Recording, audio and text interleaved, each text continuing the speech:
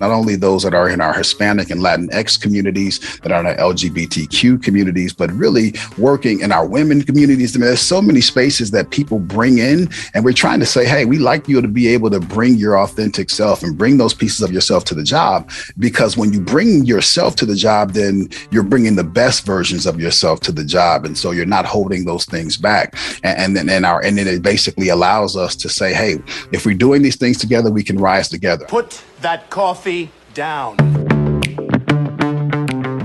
I'm not here to waste your time, okay? I certainly hope you're not here to waste mine. So I'm gonna keep this short. Helen, we're both in sales. Let me tell you why I suck as a salesman. The most valuable commodity I know of is information. Wouldn't you agree? Coffee's for closers only. Well, hello there, friend. Welcome back to the Behind Your Back podcast with me, Bradley Hartman, founder and CEO of the Behind Your Back Sales Company, where it's our mission to help you sell more, faster, at higher margins, and have more fun doing it. As for this podcast, talk about leadership, personal productivity, time management, and the craft of selling in the construction industry. And this episode is brought to you by our friends at Capital One Trade Credit. We are proud to partner with them on this episode for sure, and this podcast. Why? Because they're passionate about the same things we are. What are they? Thank you for asking. I will tell you: increasing cash flow, driving new sales, decreasing risk, and leveraging technology to help your customers make it easier to build America. And I'm excited to bring to you today my conversation with Mr. Dan Lester. He is the Director of Field Diversity, Inclusion, and Culture at Clayco. If you are not familiar with Clayco, they were established in 1984. Their 2020 revenue was just under $4 billion with a B, and they've got over 2,600 employees. And yet, something that Dan Lester refers to, they have a current EMR, experience modification rate, of 0.5, which is exceptional. Now, as we talk about in this episode, Dan began his leadership journey with his parents and then on the gridiron, playing in high school and in college at the University of Missouri Rolla. Now, here's the deal. I'm kind of a nerd when it comes to college athletics, so I'm going to give you a little bit of history. The University of Missouri Rolla was named the Missouri School of Mines, and apparently the marketing department thought, as we inch closer to the year 2000, probably want to be less focused on the mining activity, so they transitioned to the University of Missouri Rolla until 2008. Then they became Missouri University of Science and Technology. There you go. But the mascot is still the Miners. There you go. Do you need any of this information? Absolutely not. Totally irrelevant. But, well, it's interesting and it's my podcast, so we're going to talk about it. So we talk about football. Obviously, we're going to get into diversity, equity, and inclusion. And then we talk about psychological safety specifically, which I think is really important. And Dan teaches a class at Clayco, a leadership course on psychological safety as it helps to speed the development of teams. Couple things. You are absolutely going to learn some things from Dan. He's very insightful. He references different books. He's a really knowledgeable guy. Secondarily, he is absolutely entertaining to listen to. You give this guy a question, he goes on a roll. He's fun to listen to, and he shares insights very generously. So I'm excited to bring this conversation to you, my friend.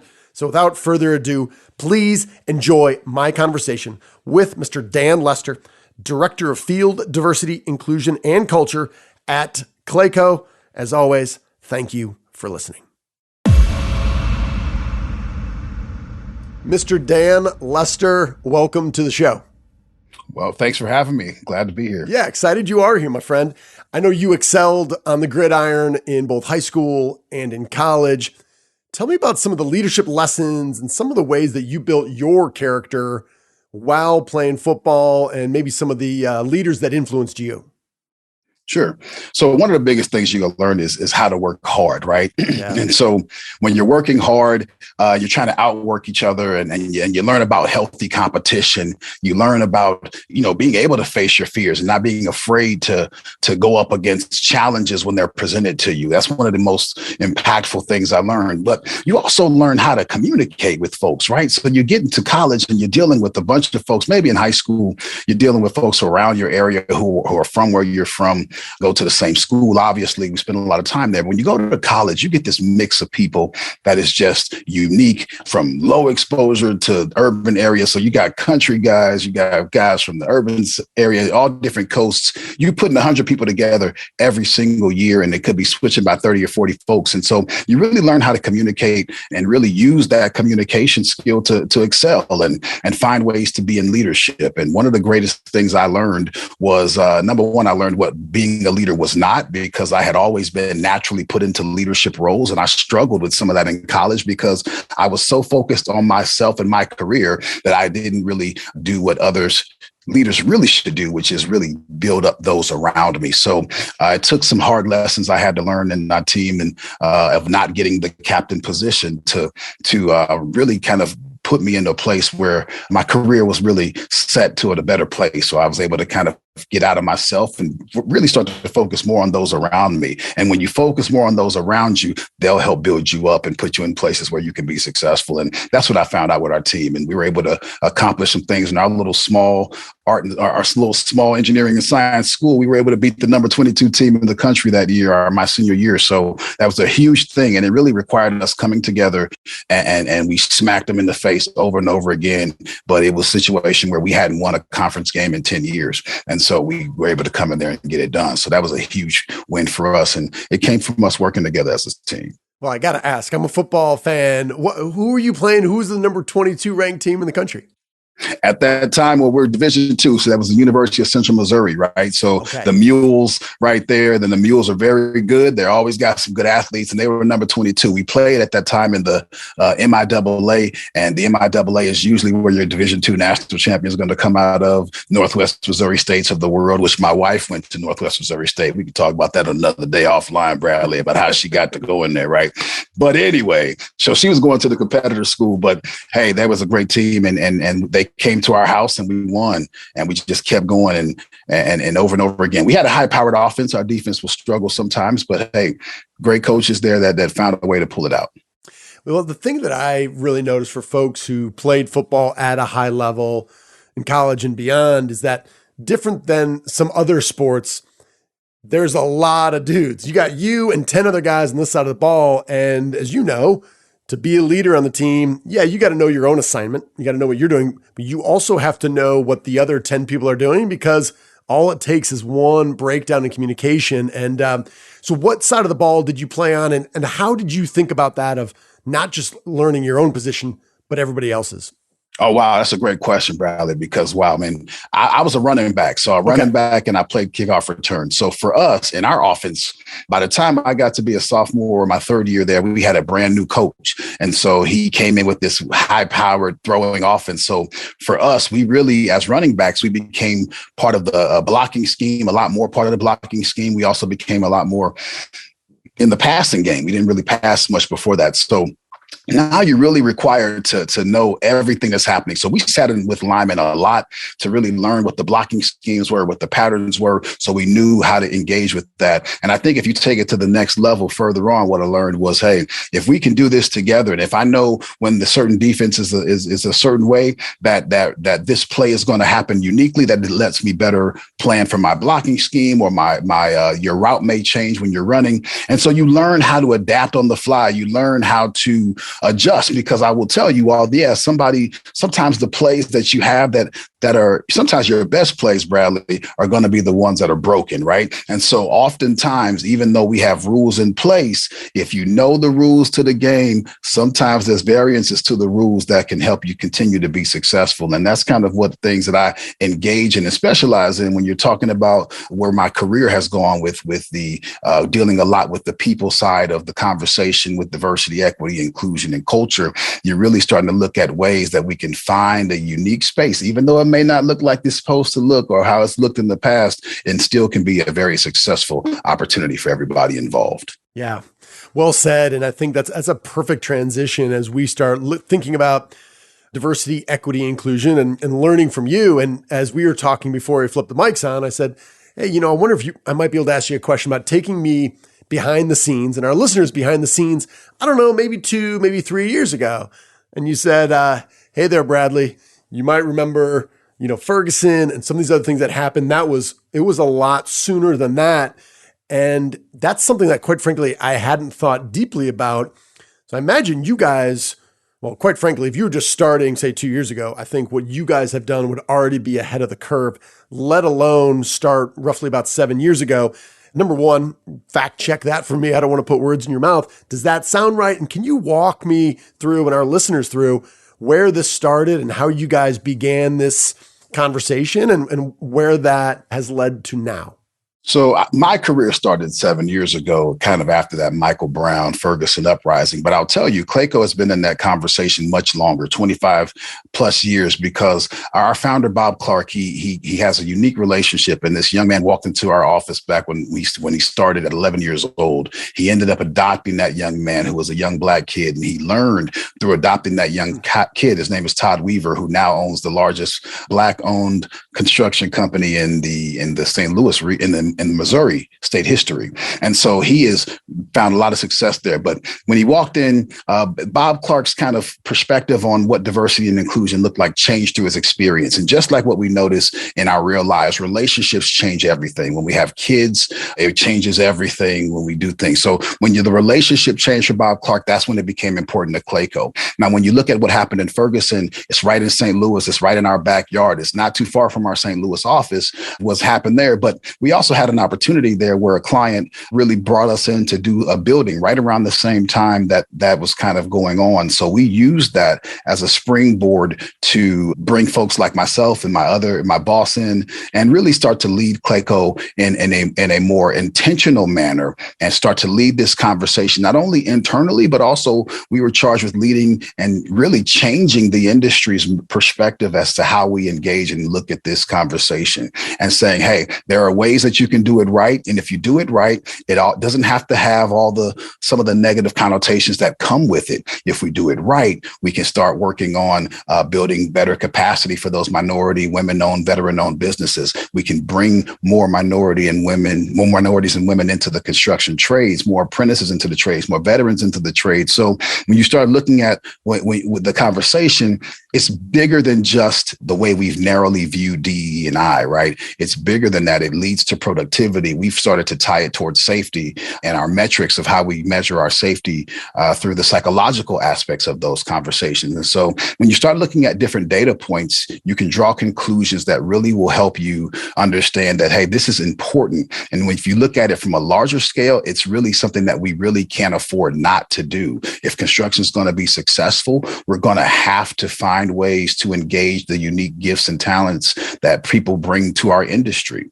For every 5 folks that are graduating, or I'll say graduating, that are retiring out of the trades, only 2 are coming in. And if we're going to serve those 2 that are coming in, now they're a little bit more diverse in their backgrounds. They may be from a minority perspective. They may be in the LGBTQ plus community. They may have a different gender identity than you've been accustomed to. So we have to start learning to be better to support everybody around us. And what do leaders do? Leaders are the ones, if you listen to Simon Sinek, he'll tell you leaders eat last, right? But also they'll tell you that, hey, leaders are committed to learning what it takes to serve those that are around them. And when we learn how to serve those that are around us, when we learn that everybody has a unique story, you've got children, Bradley, I've got children. We know neither of our kids are the same. So just what works for one, my oldest son was potty trained in 1 weekend. My youngest son, we still working on him. Okay. So we still got challenges that the same things don't work. And but instead of tying a negative value to the person just because they're different, they make us better,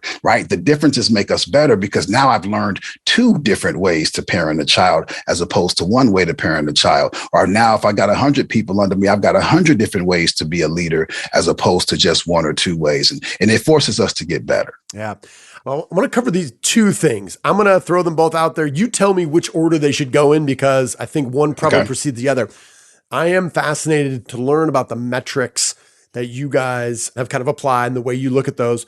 But I also want to understand kind of Clayco Rising and how that team, the sub-organization, however you guys define that. So maybe you tell me, do you start with Clayco Rising and the metrics or vice versa? Start with Clayco Rising because embedded in what Clayco Rising is our metrics. And so let me tell you what Clayco Rising is. In 2020, when everybody was starting their programs and doing things, they know that Clayco has been around. My leader, Sandra Marks, and I have been out kind of evangelizing the things of diversity, equity, inclusion to the owners that we work with. We work with some of the largest companies in the country who are the largest builders. And so we're very fortunate in that capacity. But what owners started wanting to do is figure out, hey, after the death of George Floyd and after the uprisings and all the different unrest, folks were trying to figure out ways to start solving the problems, and got a lot more kind of incentive to get into the game, if you will. And so owners wanted to get in. And what Bob Clark decided to say is, hey, in order to do this, we all have to rise together. The conversation of a rising tide raises all boats. And so how we look at Clayco Rising, we look at it in three different buckets. We look at it as Clayco builds accountability, Clayco builds opportunity, and Clayco builds relationships. So you cannot, your relationships will help you lead to your opportunities, which help and our accountability helps keep us honest and really build further outside of that. And so when you start adding metrics to the conversation, it kind of puts some teeth to it, right? So diversity and inclusion is one of those spaces where we never, for whatever reason, have put a lot of effort. We put a lot of money into it. There's about $8 billion a year that's spent on diversity training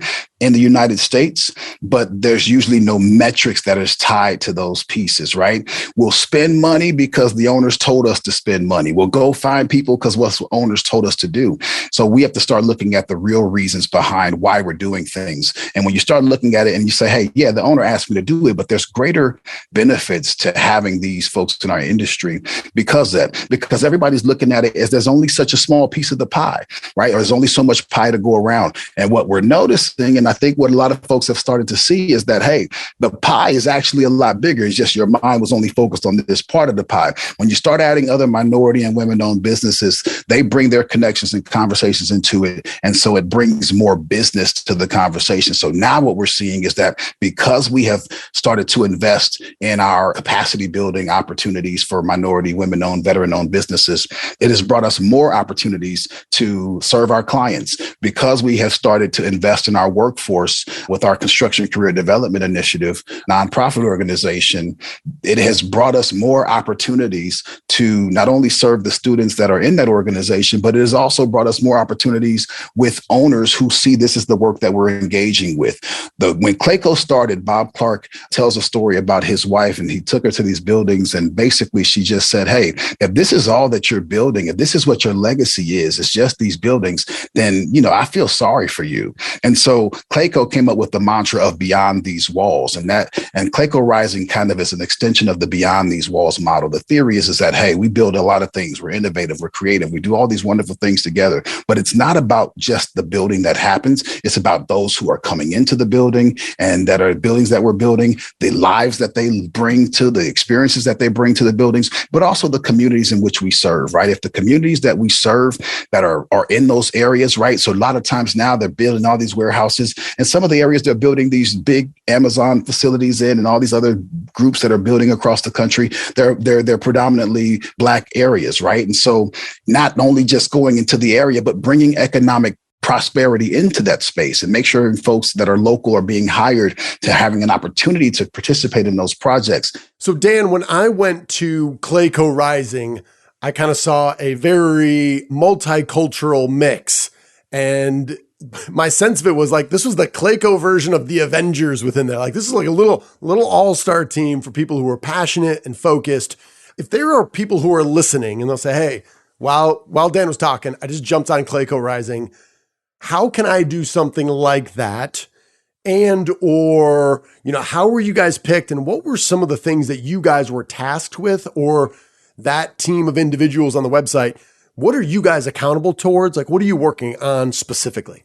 Yeah, well, that's a great question, Bradley. So a part of the conversation is, hey, everybody in the organization is responsible for Clayco Rising. Everybody has a unique part. And if we're all putting in, that means if you're on the operations side, you're still, again, developing and you're engaging in part of that. And if you're on the job site, there's part of that. Everybody has a part that you do. And that's how we rise together. Those that are on the website, those of us are the ones that are kind of in the forefront leading the conversations around this. And so, we've got our shareholders like Otto Nichols and Sandra Marks, who is my leader. And we've got some newer folks that have joined our team with Sierra Boatwright and Mary Persons. And we've got some folks that are very high powered individuals. And what it shows is, number one, we rise together, but we also see greater successes when we have folks of ethnic descent or that have gender diversity in the conversations. We see more inclusion, which gives us better perspective so that we can serve more of those that are around us. So not only those that are in our Hispanic and Latinx communities,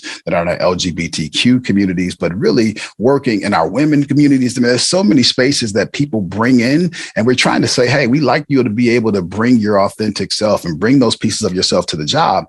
Because when you bring yourself to the job, then you're bringing the best versions of yourself to the job. And so you're not holding those things back. And then it basically allows us to say, hey, if we're doing these things together, we can rise together. I think we've got over 46 different languages that are spoken in our organization. We've got, I think, over I don't know how many, 200 countries or something like that folks are from. With so many countries and languages where people are coming from that make up our organization, you got to really work to serve everybody. So I think most construction organizations are now kind of mulling this around. It's not that new for them. But even if you don't have it in your bylaws, or even if it's not a directive program, what I encourage folks to do is look at your core values, right? The core values of every organization. I guarantee you're going to find something in your core values of your business about people. And if you talk about people, then you're talking about diversity, because all people are different and we bring that. Now, when we start talking about meaningful diversity, we're talking about how do we address some of the disparities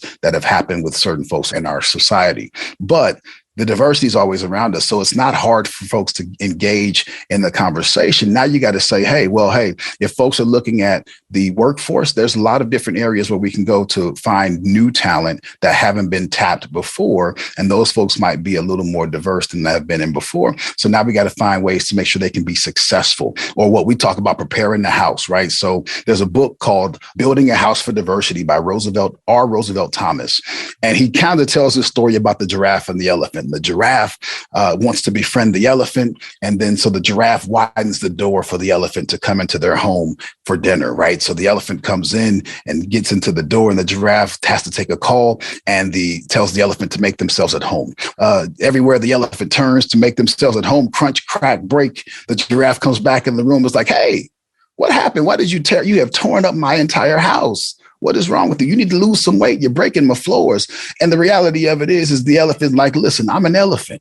And so you didn't build a house for the elephant. So not only do we have to start looking at start going away from just the visible diversity of people and the presence of people, which is kind of the basic form of diversity, the presence of you. There's a presence. And I know you're different because you look different. You sound different. You might be different languages, different backgrounds. Those are things, some of them are easy to see. But then the bigger thing is, did you prepare your house, right? Preparing your house for folks to come in to say, hey, if I want to serve veterans, what am I doing to make sure I'm prepared to serve veterans? What am I doing to make sure that women are being taken care of, especially you're talking about on job sites, right? You're certainly talking about this. OSHA requires us to have a porta potty specifically for women, but what are you doing beyond that, right? What are we doing to make sure that their needs are met so that when they're at work, they can focus on the work at hand and not have to focus on the things that they don't have in order to be successful? That's where the equity conversation comes in. Equity means, unlike equality, which means everybody gets the same thing, equity means that we get what we need to be successful.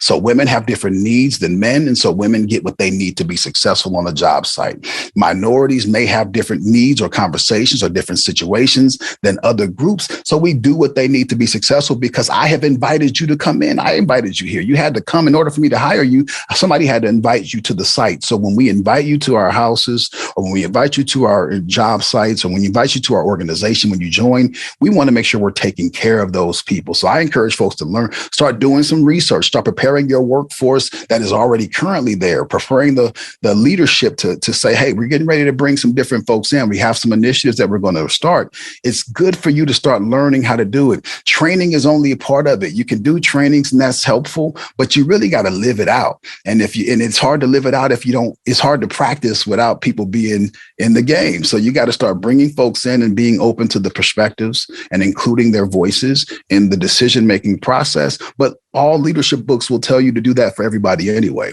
So we're not asking you to do anything else other than saying, hey, I might be a little uncomfortable. But what we tell people is, hey, there is a place where you learn how to become comfortable being uncomfortable, because when you learn how to become comfortable being uncomfortable, I cannot guarantee that you'll grow, but that is the optimal condition for growth. I feel that preparing the house, and again, just that small little, analogy or story, if you will, I think really helps people, because then you're thinking, okay, yeah, that's a little bit different than just this initiative when we've been hearing more of it. It has me also thinking about, I saw something on LinkedIn from, it was a job site with McCown and Gordon, and right in the front of the trailer, they had a designated spot for one of their managers who's on the job site, and she was pregnant. And the idea that, yes, she has some special conditions and it would make sense to give them a close parking spot when they're, 8 months pregnant. Yes, that totally makes sense. And yet I've been on a lot of job sites for the last 20 plus years. I've never seen that, and I think that idea of, okay, let's start thinking just a little bit more deeply about this and being more proactive. I want to ask you about this leadership class that you were teaching today. Not the only one, surely, that you've led on this idea of psychological safety, because I think this is really important. And as human beings, when we get into groups, when we do not feel safe, I think very rarely do folks raise their hand and say, Dan Hartman, I'm going to be honest with you right here. I do not feel safe. And what are we going to do about it? Normally something else happens. They bury it. They change the behavior. They leave, right? So maybe give us a little context in the class. What are some of the first principles? If you said, hey, I can only give you, a few minutes of psychological safety, here's where I would start. Here we go. I'm going to go back to my guy, Simon Sinek. Okay. Start with why. Why is it important? Well, let's see. In construction, we are the number one industry for completed suicides. And our industry is 5 times greater for suicides than any other industry. 4 times greater than the national average. So that means that we're not dealing effectively. If you start looking at it from another perspective, you're looking at the opioid addictions, opioid overdoses that lead to death. Construction is still number one for opioid overdoses that lead to death.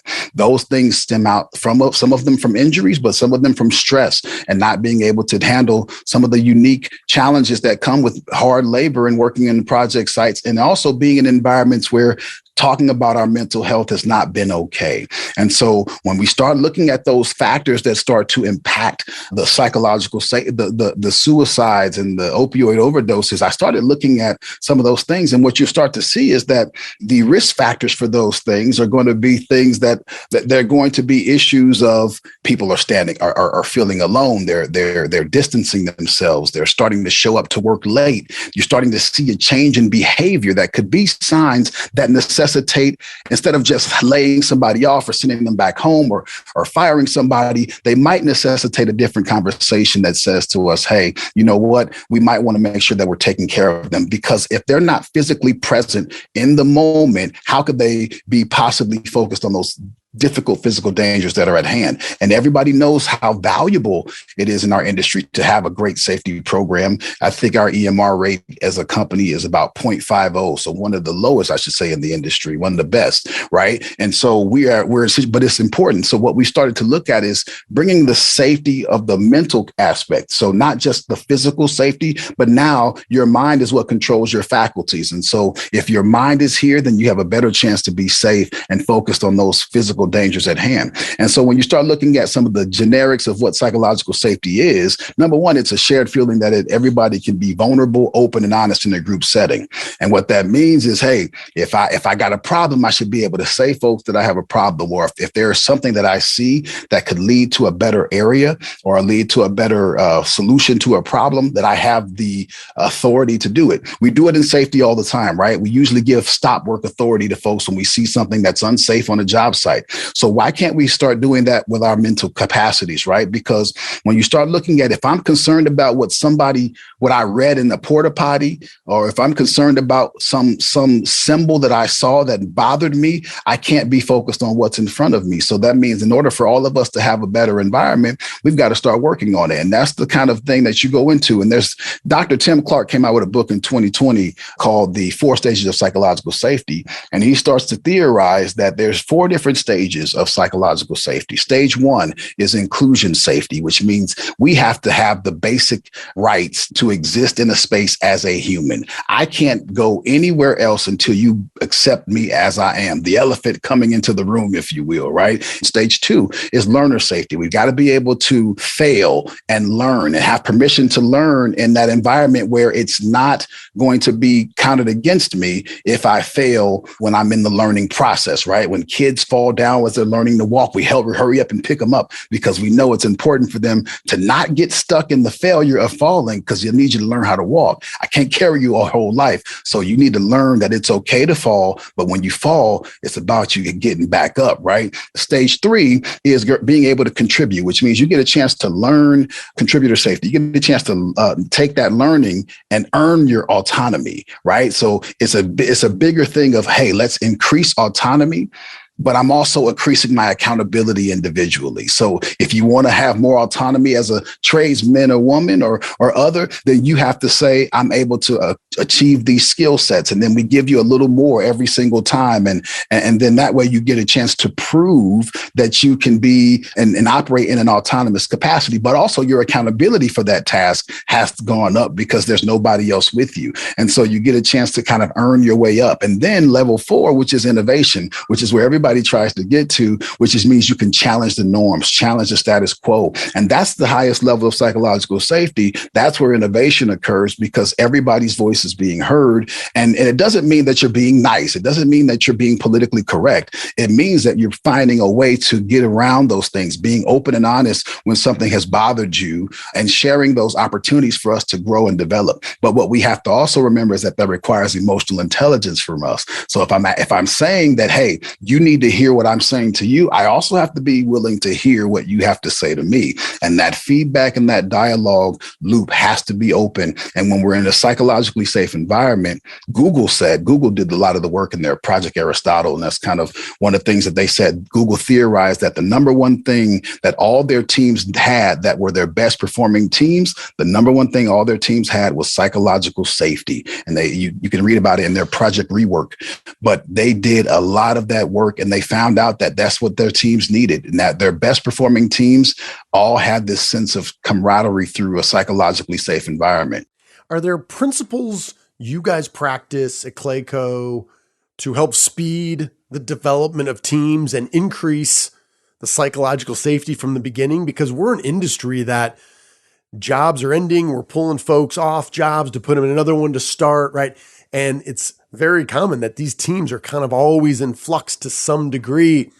Are there any things you guys do to speed that development? Because I think you look at the construction industry, I guess there's a few minor exceptions where you can say they hold patents or they have special machinery, but for the most part, what makes us unique and what makes us special, it is our people and our people alone and what they know in their heads and what they do together. So just curious, are there anything you guys do to speed your development of your teams?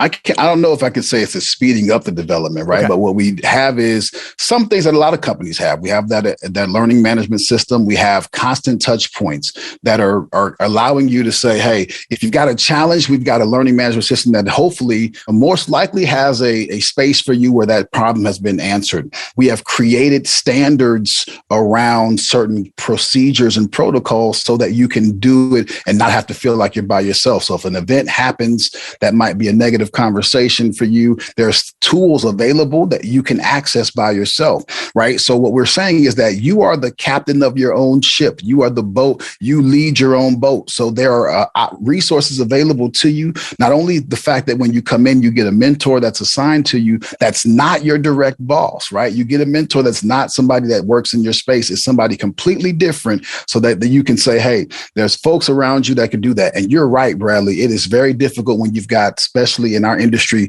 you've got disjointed teams. You've got people that are not necessarily tied to the nucleus center of where the home office might be, or you came into the home office and it was great. You got a great feeling of joy in there. And then you went to your job site in the middle of nowhere, whatever, and you're on the site with 4 people in your trailer and, getting your job started, and you barely have internet, and you got to move to this town for 2 years. So everybody in our industry, I think, is struggling with trying to connect with that. I think the virtual space that we've created in 2020 that forced us to do that allowed us to have greater touch points. So not only are on our project management calls that we're doing, we're continually to train our leadership on how to be better leaders, right? On how to include your teammates. But we also have a great deal of trust in our management systems, right? So we know that the job site will go as the leadership goes. And if you have great leaders on the job site, then you'll have great energy, you'll have great communication. Doesn't mean you're not going to have problems, because part of leadership is solving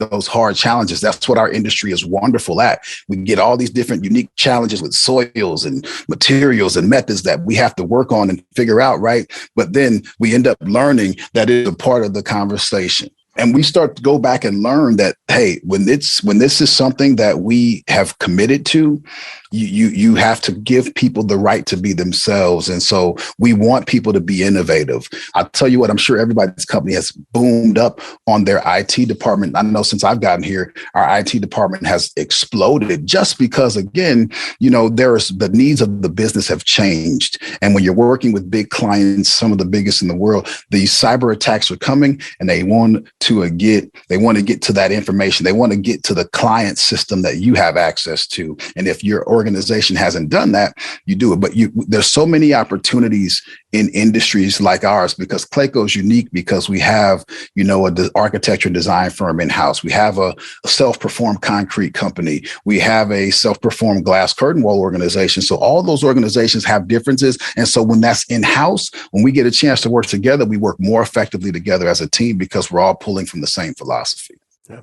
Well, I'm watching the time here. You've been very generous, and dude, look at this page. I've got my chicken scratches everywhere. So we're going to have to do a round 2 at some time, but I want to ask you, I'm a book nerd. It sounds like you are too. I'm going to pick that up and hopefully I doubt I offended you there, but you've dropped a few names. Simon Sinek, you talked about the 4 stages of psychological safety. Let me reframe this just a little bit, and you can kind of take it wherever you want it. Do you have a book that you thought really had an outsized impact on your leadership development if you look at your career? One book that really kind of stands out, or the other one would be, is there a recent book that you said that you haven't touched upon that you would highly recommend to a friend? Either one. Take that any way you want, Dan. I will take the first one. Okay. My father, my parents went to Washington University. Okay. Washington University in St. Louis is, just shy of maybe an Ivy League school. Yeah, very, fantastic school. Very fantastic organization. Both of my parents met there, and that's how they got together. So one of the benefactors of that is William Danforth, and they started Ralston Purina, which is Nestle Purina now. But he had this book called I Dare You. And my father, actually, I have it in front of me. I didn't know you were even going to ask this question, but there's a book called I Dare You. I Dare You this book was written in October 1980. Okay. And by William H. Danforth, he's the founder and former board of the Ralston Purina Company chair. And they did a lot with the Washington University. My dad gives this book. Now, it's got a lot of old school values in it, but it's called I Dare You. And the challenge with I Dare You, my dad gave this to all of us when we graduated from high school and into college, right? So he gave all this book because it's about a bunch of dares. Basically, I dare you. He was theorizing that the top 10%, only the top 10% of people will do what it takes to be in leadership, right? And so daring us to do more to be there. So there's constantly all of these different pieces. I dare you to think creatively. I dare you to be strong. I dare you to, he talks about everything from posture to taking notes on a consistent basis, how he always had a notepad with him at all times, and how he built his business. At that time, he was requiring each one of his employees to take a physical fitness test every year, because his theory was that healthy employees work more. And so the healthier you are, the more you work. Now, we do that right now. We have a gym at our St. Louis office, and sometimes we have other unique things that we give. And if you're not in the office, there's ways that you can get refunded through your gym membership, but those are things that are part of it. We have a full-time director of health and wellness, because this is part of it, not because it's about the money, but it's about, hey, making sure that you're taking care of yourself to be there. So I Dare You is one of those books that, when I got through reading it, and it's a simple read, right? It's only maybe 100 pages in a very tiny book. But I'll tell you, once you get done with this book, you'll find out ways that he talks about sharing, caring, learning, and all the things that he did in leadership, and basically daring each other, something that was back in the day, right? A conversation, but challenging us to say, how can we be better? And how can we do more? And when I read that book coming out of college, I found it on my dad's, I found it on his one of his bookshelves. And I was like, what is this? He's like, oh, I was supposed to give that book to you. And I read the book, and I haven't been able, and I keep it with me all the time, because that book is a book of challenges. And if you like me, I like to be challenged to be better at something. And he just kind of does this unique way of talks about your posture and how your posture says so much about you. And again, a lot of old school things that were happening back where he came from, but at the same time, that still a lot of those lessons translate to us today. And so daring folks so if I was going to take that to our conversation, I dare you to get in the game, right? I challenge you to step into what's uncomfortable, to start to work, to figure it out, to not be afraid to approach things in the way they are, but also be committed to being a leader, right? In the spirit of what Simon Sinek says, that leaders eat last. I encourage you to be a leader. Make sure your team and those that are around you, that you're committed to serving, that are beside you, that are beneath you, that are above you, making sure that all those folks that are around us have what they need to be successful. Because in the military, that when officers eat last, and so they'll wait for all of their folks to eat first. And when all their folks have eaten, right, then there may not be food left. But what happens in this unique moment is that, hey, part of what happens when there's no food left for the officer is their soldiers bring them some of their food. So basically, no one gets left out. But as leaders, we're the first ones that should be taking all the blame when something goes wrong. And we're also the first ones to give away all the credit when everything goes right. That's why you eat last. And it's a crazy challenge, but I'm challenging everybody to really start to work on ways that they can be better in their leadership and their communication. I think this is a great place to end. If I tried to sum it up better than that, I would absolutely fail. So I'm going to say, Dan Lester, thank you. I appreciate your generosity. This was wonderful. I really enjoyed it. It has been a pleasure to be here, Bradley. I listen to your podcast all the time. I'm actually right now, one of the books I'm reading is The ROI of Kindness. That was on one of your podcasts. And so I bought that book, and it's great. So it's an honor for me to be here, pleasure for me to be here. And if I get a chance to talk to you again, I'll consider it a privilege once more. We will do it. All right. Thanks, Dan.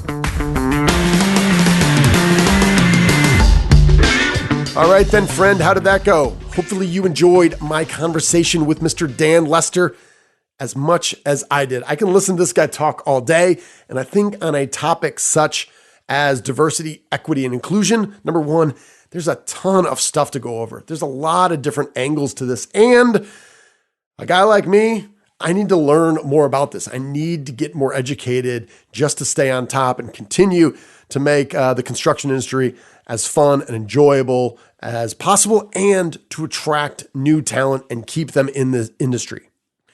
As you guys know, our goal is to make this the best podcast you listen to, so I'd love to hear your thoughts, ideas for future shows, potential guests, or other sales fundamentals issues or leadership issues that you are faced with. Do not hesitate to email me directly at bradley@behindyourbacksales.com. And of course, you can link up with me on LinkedIn, Bradley Hartman, 2 N's there, and connect with me on Instagram at BehindYourBackCEO. If you did find this episode with Dan Lester valuable, please share it with your network. Don't underestimate the impact that you can have. If you learn from this and you think it's powerful and you think we need to do a better job, share it with your network. Obviously, we're trying to reach as many people as we can to change how we lead in this industry. And if you'd be nice enough to leave a review, a 5-star review, and a quick note about what we could do better or what you like, those mean more to us than you know. This episode was brought to you by our friends at Capital One Trade Credit. If you are interested, just hypothetically, remotely interested in doing any of the following 4 things: growing sales, increasing cash flow, decreasing risk, and leveraging a really powerful technological platform that you can take and use to help your company and your customers, well, Capital One Trade Credit might just be a fit for you. So Google Capital One Trade Credit, check it out, and see if it's a fit. My friends, that's all we've got for today. I appreciate you listening. I know you have a limited amount of time, and I truly appreciate the attention and following that you give to this podcast. We're going to close out like we always do. You, my friend, you are owed nothing. Deliver value first. Make it a great week.